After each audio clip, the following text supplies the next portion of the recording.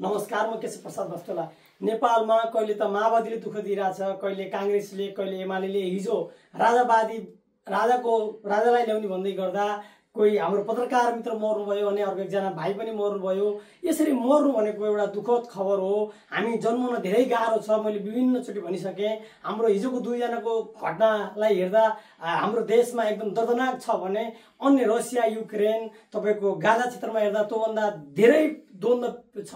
र हामी नेपालमा त हिजो दुईजनाको मात्रै मृत्यु भयो। कयौं नेपालीहरू विदेश जाँदै गर्दा मानसिक तनावले रोमानिया, जापान, कोरिया, तपाईको चाहिँ पोर्चुगल जानी भन्दै गर्दा कयौंले ठगेका छन् भने कयौंहरूले दुःख पाइरहेका छन्। कुनै देशमा एमबिसी भएर दुःख पाइरहेका छन् भने कुनै देशमा एमबिसी भएर पनि दुःख पाइरहेका छन्। मेरा प्रिय दाई छवि रिजाल दाई, मेरो प्रिय दाई रामचन्द्र तिवारी, मेरो प्रिय दाई बद्री तिवारी, हाम्रो तीनटै मेरो गृह जिल्लाको दाईहरू गृह मन्त्रालयमा हुनुहुन्छ। तपाईहरु कयौंचोटि सिडिओ पनि भइसक्नुभयो, कयौंचोटि एमसीमा पनि बस्नुभयो। तपाईभन्दा म धेरै सानो भाइ, तपाईहरुले मेरो सम्पूर्ण थाहा छ। तपाईहरुलाई म तपाईहरुसँग खेलेको भाइ, तपाईहरुसँग अघिपछि गरेको भाइ। म तपाईहरुलाई बिन्ती हात जोडेर भन्छु, तपाईहरु गृह मन्त्रालयमा हुनुहुन्छ। देशमा के भइरहेछ, कसो भइरहेछ तपाईँहरुलाई थाहा छ।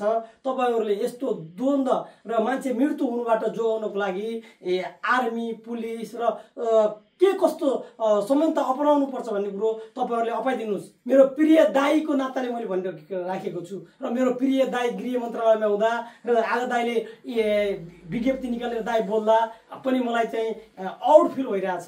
मेरो दाई त्यहाँ हुँदै हिजो एकजना पत्रकार घरमा चाहिँ जलेर मर्नुभयो भने अर्को एकजना भाइलाई गोली लगाएर मर्यो।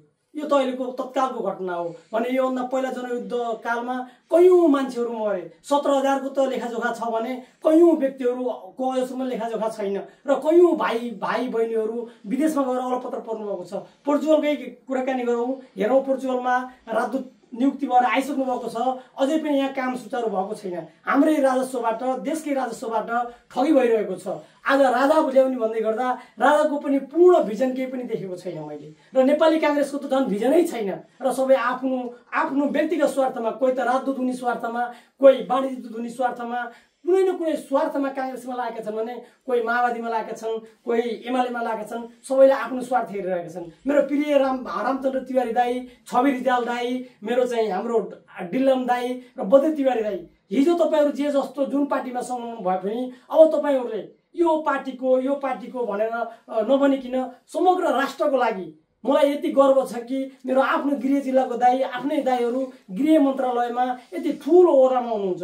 र म एउटा सानो भाइले तपाईहरुलाई मिडिया मार्फत र हाम्रो फोनमा कुरा भइरहेको छ दाईसँग, त्यही पनि म फेरि पनि दाईहरूलाई अब आइन्दा यस्तो घटना नघटोस् नेपालमा। या त माओवादीकै सरकार किन नआओस्, या एमालेकै सरकार किन नआओस्, या राजाकै सरकार किन नआओस्। यदि तपाईहरु गृह मन्त्रालयमै हुनुभयो र त्यही पदमा हुनुभयो भने प्लिज दाई तपाईहरुले यस्तो घटना हुनुबाट जोगाउनको लागि म हार्दिक अपिल गर्न चाहन्छु। हामी कोही पनि अजम्बरी छैनौं भन्दै गर्दा अल्पायुमा मृत्यु पनि हामी सहन सक्दैनौं। जसको छोरा मर्यो, जसको छोरी मर्यो, त्यो घरलाई पीडा हो। जो कर्मचारी हुनुहुन्छ, जो मन्त्री हुनुहुन्छ, जो प्रधानमन्त्री हुनुहुन्छ, उहाँलाई केही पनि थाहा छैन। यसरी नै भाइहरू विदेश हिँड्दै गर्ने हो र यसरी नै आतंक मच्चिँदै जाने हो भने नेपालमा रहने प्रधानमन्त्री, नेपालमा रहने राजा, नेपालमा रहने उच्च ओहदाका कर्मचारीहरू तपाईहरुलाई कसले सुरक्षा देला। हिजो दुईजना भाइहरू मर्नुभयो। एकजना पत्रकार त एकजना अर्को भाइलाई गोली लाग्यो र कयौं भाइहरू घाइते हुनुभएको छ भने कयौं आर्मी पुलिसका भाइहरू पनि घाइते हुनुभएको छ। आर्मी पुलिसका भाइहरू पनि खुसीले आर्मी पुलिस हुनुभएको होइन। उहाँहरूसँग विदेश जाने पैसा छैन, उहाँहरू धेरै पढ्नु भएको छैन। एकदम धेरै पढेको भाइ बहिनीहरू अस्ट्रेलिया जानुभएको छ, क्यानाडा जानुभएको छ, र मध्यमवर्गीय भाइहरू जापान जानुभएको छ, युरोप आउनुभएको छ।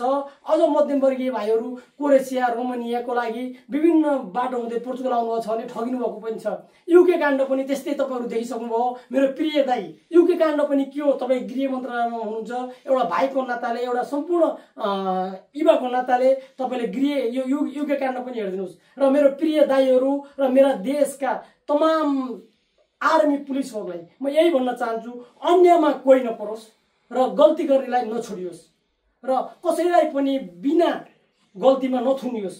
कानुन, मेरो देशमा कानुन फितलो छ। जुन देशमा म छु त्यो देशमा कानुन स्पष्ट छ। जो कोही पनि आओस्, कानुन स्पष्ट हुन आवश्यक छ।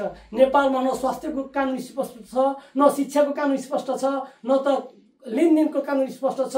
भन्ने हो भने अझ हाम्रो विवाहमा हुने जुन गद्दारपन छ, हामी पनि दिदीबहिनीहरू छन्, विवाह गरेर दिइन्छ भने हामीले पनि ल्याइन्छ र 3 महिनामै डिभोर्स भयो भने पनि करोडौँको मागी, करोडौँ पैसाको चाहिँ मोलमोलाई हुन्छ। यो पनि एउटा दिया व्यापार हो, यसलाई पनि सुधार्नुपर्छ। जसका छोरी छन् र तिनले चाहिँ दाइजोको प्रथा विरोध गरिरहेका छन् भने जसका छोरा छन् तिनले बिहा गरेर 3 महिनामा लाखौँ पैसा दिनुपर्ने पनि त्यो पनि एउटा गद्दार हो। मेरो यति प्रिय दाइहरू र नेपालमा रहने कानुन व्यवसायीहरूले यस्ता कानुनहरूलाई परिवर्तन गर्दिन र यो विभिन्न बाहनामा, कहिले राजाको बाहनामा, कहिले प्रचण्डको बाहनामा, कहिले केपीको बाहनामा, कहिले शेरबहादुरको बाहनामा, कहिले रवि लामिछानेको बाहनामा, कहिले राजेन्द्र लिङ्गदेनको बाहनामा आम जनताका छोराछोरीलाई नमार्नको लागि म आग्रह गर्दछु। र जो व्यक्तिहरू पदमा हुनुहुन्छ, जो ठुलो ओहदामा हुनुहुन्छ, उहाँहरूले सोचेर सम्झेर कुन बेलामा कस्तो कदम चाल्नुपर्छ भनेर चाल्नु होला। र पुलिसको, आर्मीको पनि जिन्दगी छ, उहाँहरूको पनि बाउ आमा हुनुहुन्छ,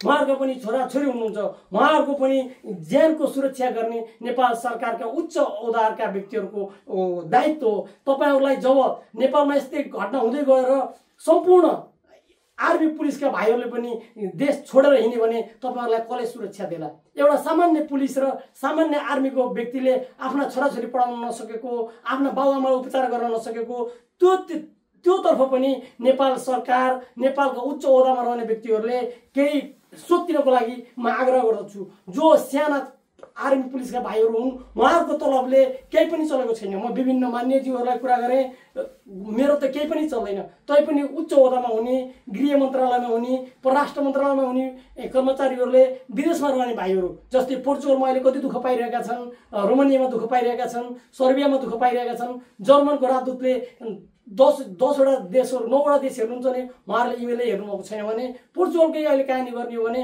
हजारौँ भाइहरू पीडित भएका छन्। र अहिले चाहिँ पोर्चुगलबाट आएको डकुमेन्टलाई पनि यहाँ लिएको छैन, राजदूतहरू आउनुभएको छ, काम सञ्चालन भएको छैन।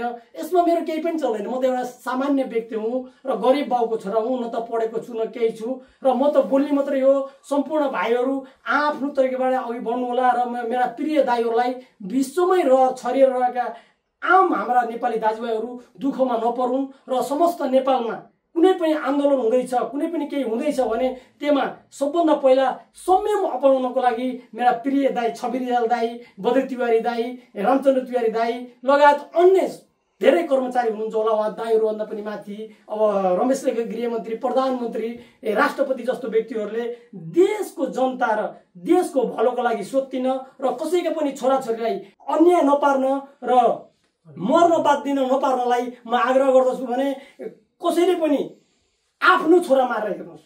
तपाईहरू कुर्सीमा बस्नु भएको छ, तपाईहरू गाडीमा दौड्नु भएको छ, मर्ने भनेको तमाम जनताका छोराछोरी छन्। जति पनि भाइहरू आन्दोलनमा जाँदै हुनुहुन्छ उहाँहरूले विचार गर्नु होला, के छ त भिजन? प्रष्ट भिजन, स्वास्थ्यको प्रष्ट भिजन आओस्, शिक्षाको प्रष्ट भिजन आओस्, सम्पूर्ण चिजको प्रष्ट भिजन आओस्, प्रष्ट कानुन प्रष्ट होस्, लिनदिन कोही पनि नहोस्, भ्रष्टाचार कोही पनि नहोस्, ज्यान मारेकाले पनि पैसा खुवाएर निक्लन नपाओस्, ज्यान नमारेको पनि पैसा खुवाएर त्यसलाई ज्यान मारेको मुद्दा नलाओस्। यस्तो कानुन नेपालमा बनोस्। म भोलि नेपाल आउन तयार छु। तर नेपालमा कानुन नभएर म दुःख पाएर विदेश गएँ भने मेरा प्रिय दाइहरूले स्पष्ट कानुन, मेरो आफ्नै दाइ पनि उच्च न्यायाधीशको, उच्च अदालतको न्यायाधीश हुनुहुन्छ, भिनाजुहरू पनि हुन्छ भने नेपालमा स्पष्ट कानुन र स्पष्ट नियम ल्याइदिनको लागि म विनम्र अनुरोध गर्दछु। मेरो युट्युब च्यानलबाट हिजो भएको घटना, राजावादी र तपाईको चाहिँ अन्य पार्टीगत रूपमा भएको घटनाको म खेद प्रकट गर्दै म एउटा सामान्य व्यक्ति हुँ र मैले त्यसलाई दर्दनाक हेरिरहेको छु। यस्तो फेरि नदोहोरियोस् र यस्तो घटना फेरि नहोस् भन्दै म बिदा हुन चाहन्छु। हस्त नमस्कार। केशव प्रसाद वास्तोला।